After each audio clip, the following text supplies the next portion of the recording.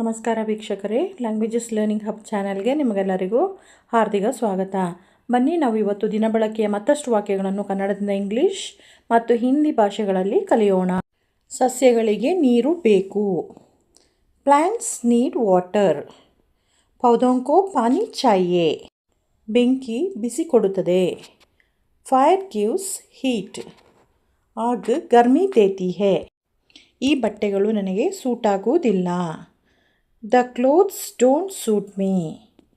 ये कपड़े मुझे सूट नहीं होते. ಅವನು ನನ್ನ ವಿಳಾಸವನ್ನು ನೆನಪಿನಲ್ಲಿ ಇಟ್ಟುಕೊಳ್ಳುವುದಿಲ್ಲ. He doesn't remember my address. उसे मेरा पता याद नहीं है. ವಿದ್ಯಾರ್ಥಿಗಳು ತರಗತಿಯಲ್ಲಿ ಮೊಬೈಲ್ ಫೋನ್ ಬಳಸುವುದಿಲ್ಲ. Students do not use mobile phone in class. छात्र कक्ष में मोबाइल फ़ोन का उपयोग नहीं करते हैं.